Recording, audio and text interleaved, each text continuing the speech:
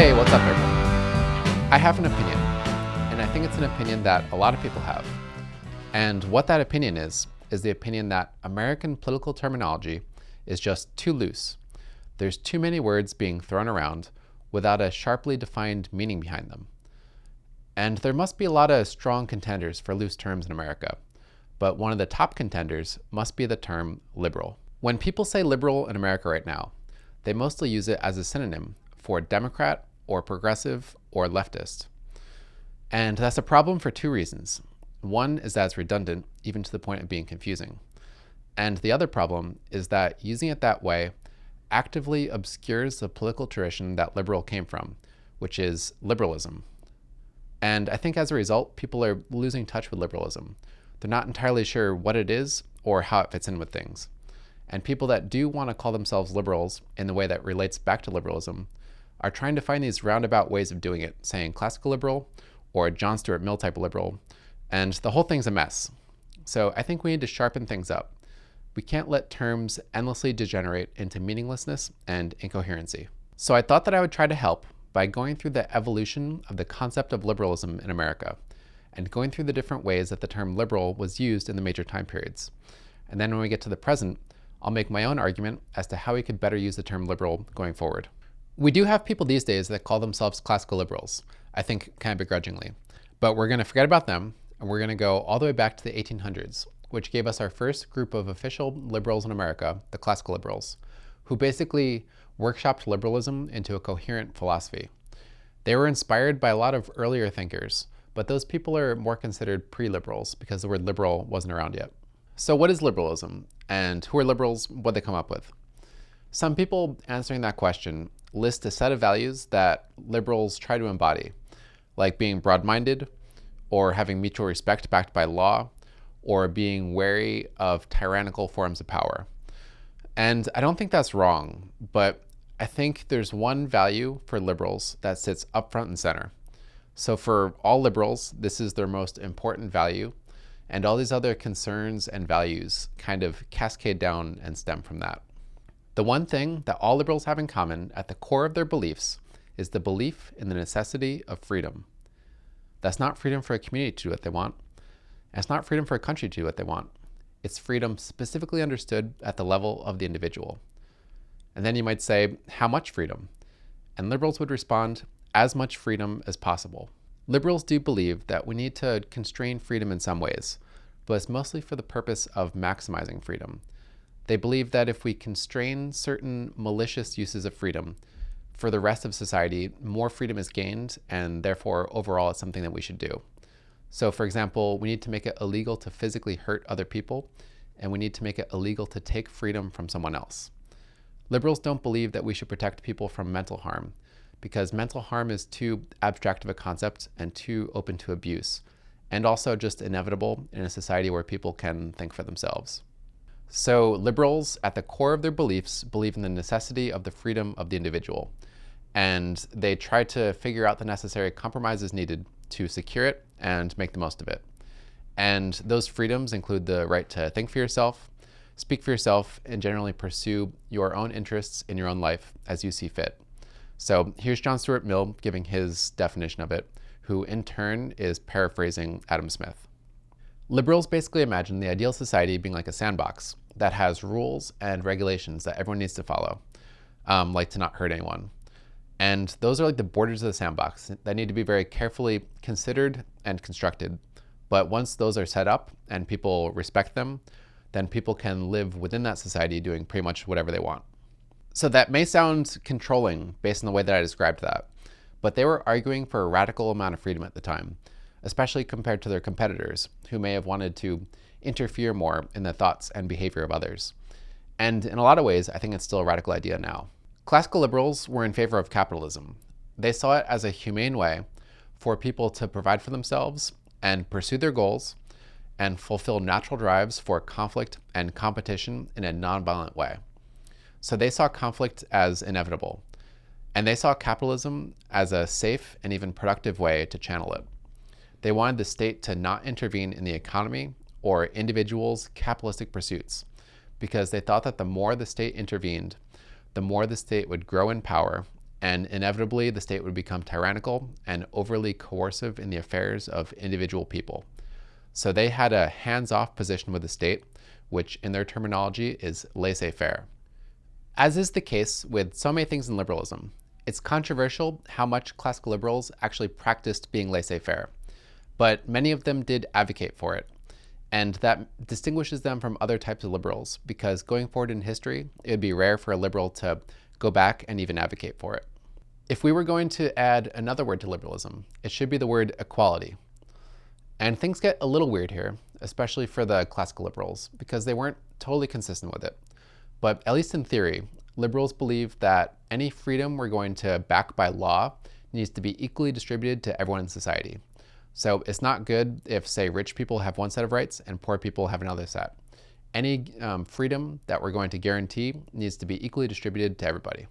An important thing to understand is that you can't infinitely support the principle of freedom while also infinitely supporting the principle of equality, because they often come into conflict with each other, and then you have to figure out some sort of compromise between the two.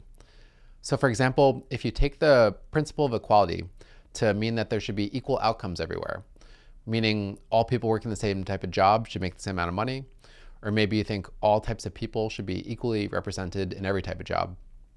Liberals would say that the amount of interference it would take in people's lives to make those equal outcomes happen is tyrannical.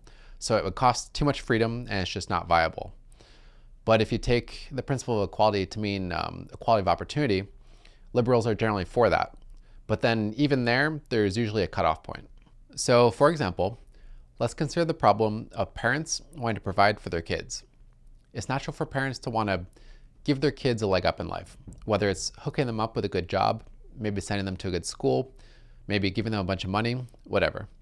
In a perfectly free society, parents should be able to do as much of that as they want, because it's their freedom to provide for their kids however they see fit.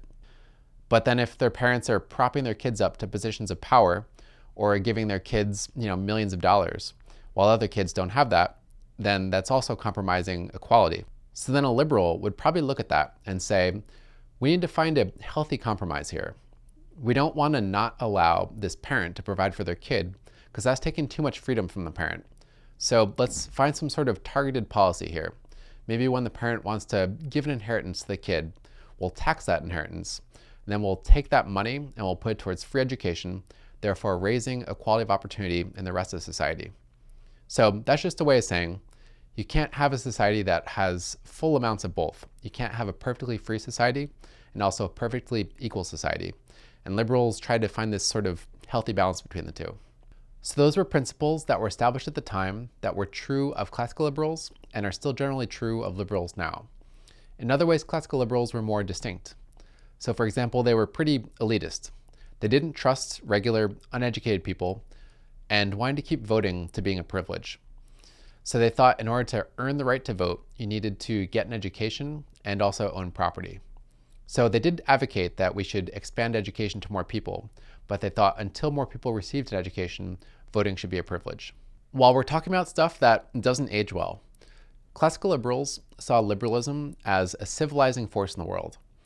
So they thought that societies that had liberalism were civilized, and societies that didn't have liberalism were uncivilized, which they called barbarous. And they thought they had sort of an obligation to spread liberalism around the world. So that sounds pretty bad, but to be fair, you have to realize that they're talking about giving civil rights and education to people around the world that don't have it and would presumably want it. At least a lot of them would.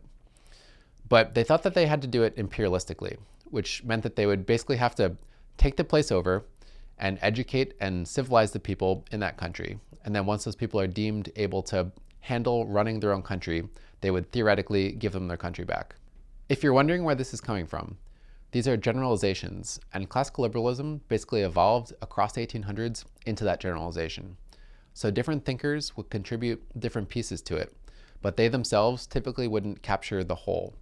So Tocqueville, for example, talked about the dangers of concentrated power, both in government and in groups of people. And he also talked about the virtues of a society where people looked at each other and roughly saw each other as equal. But if you only read Tocqueville, then you probably won't get a strong sense of what liberalism is or classical liberalism, because his writing just provides pieces of it. So if you're looking for a definitive take on classical liberalism in America, people usually point to John Stuart Mill, who spent his career trying to tie all these liberal ideas together, with On Liberty being his landmark book.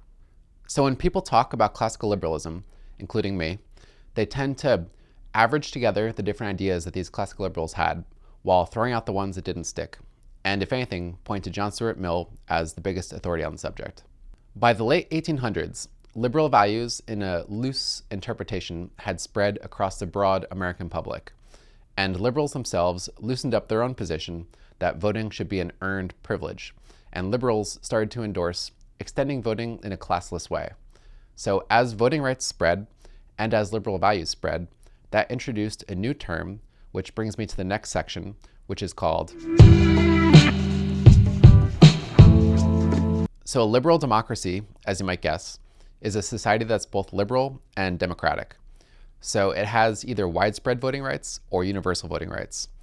And it's capitalistic, even if it's some sort of moderated version of capitalism. And it also has civil rights backed by law for everyone in that society. Basically, everything about liberal democracy is controversial. Not everyone agrees even when liberal democracy started in America. Some people say it always was, but most people put it somewhere around the beginning of the 20th century. But it depends what voting rights bill you're looking at that should mark the beginning of it. And some people say that other values come along with it, but all of that's controversial. So some people say that a loose understanding of liberal values is now the default value system of America. Like individualism, this idea that we should look around and see the country as made up of atomized individuals, and not in terms of collectives and competing collective interests. Other people argue that we now broadly aspire to be tolerant and mutually respectful, because those are qualities that are ideal to have in a society based on the freedom of the individual. But again, that's all controversial.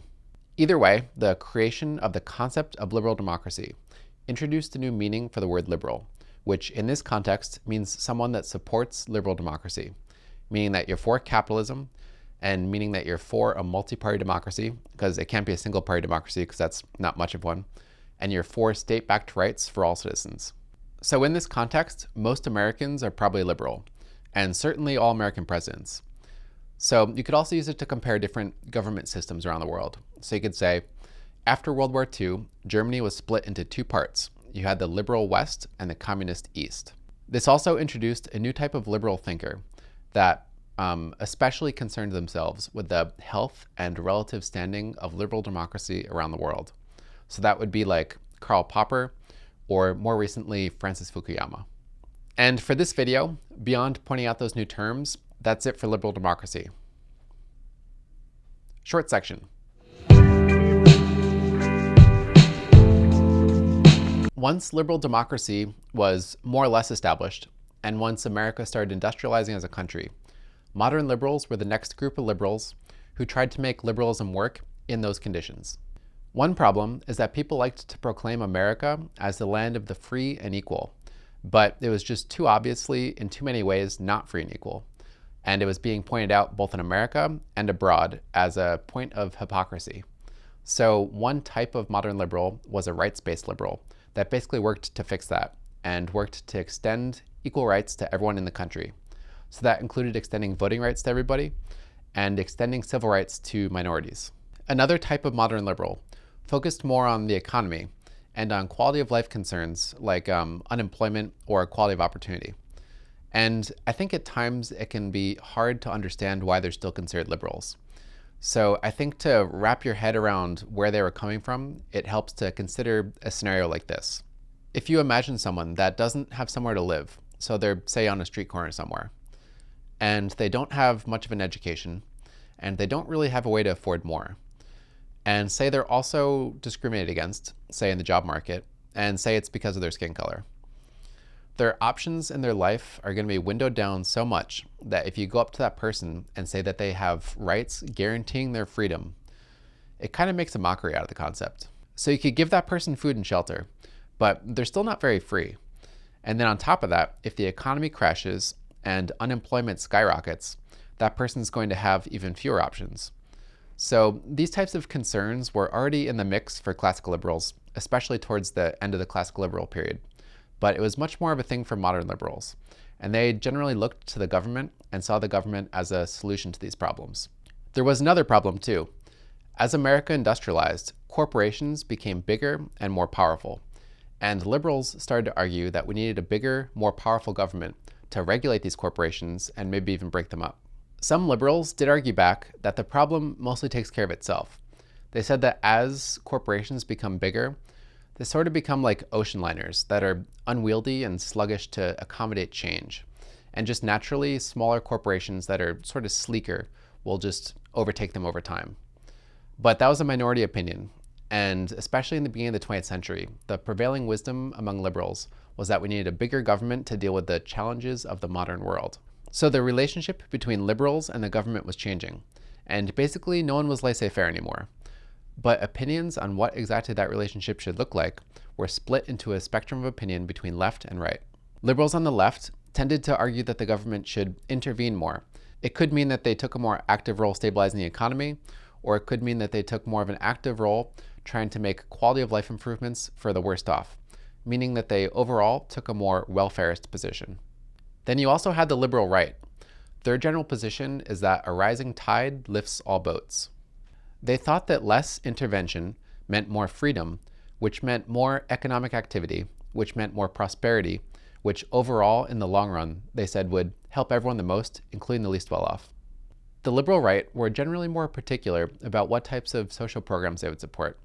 So they would often, for example, criticize welfare, saying that it was counterproductive and certain forms of it trapped people in dependency.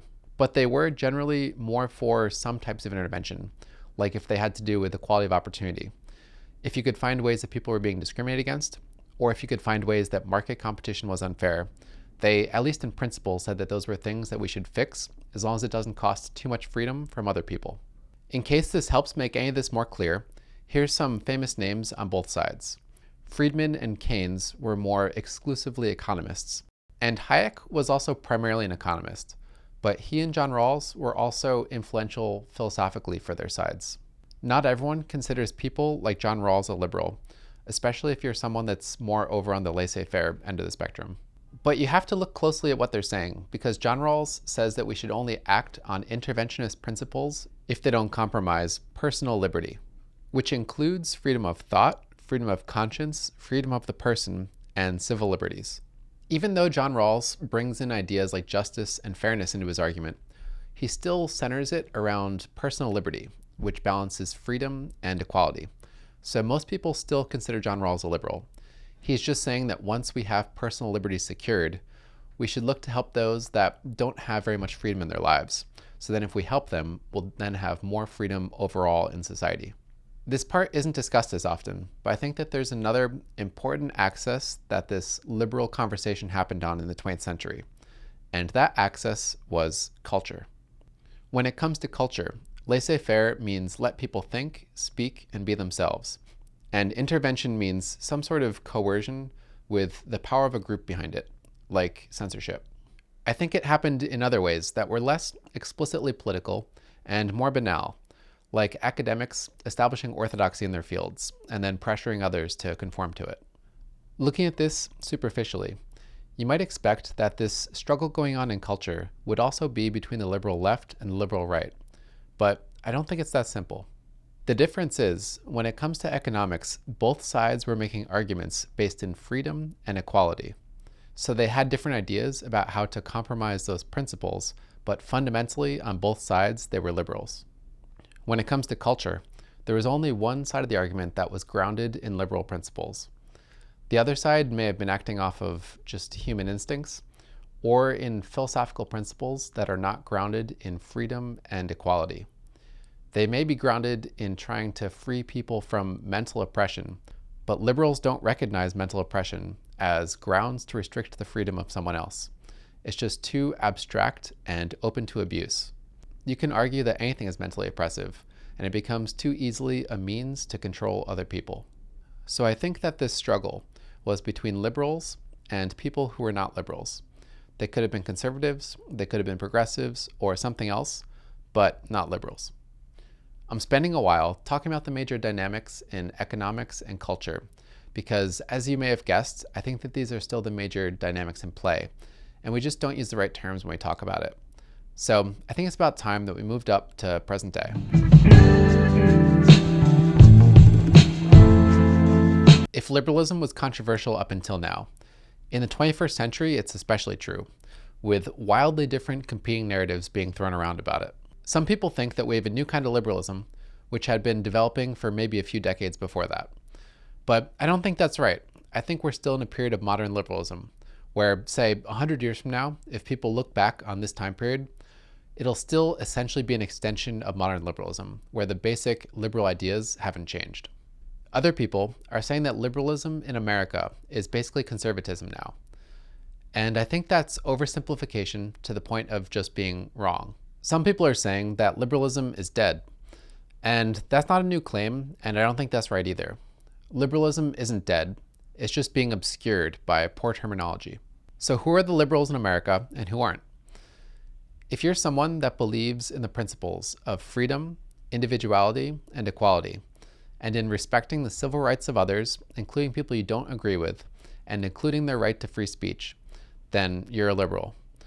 There's a spectrum of liberal opinion in America, but those are the basic principles that everyone agrees on.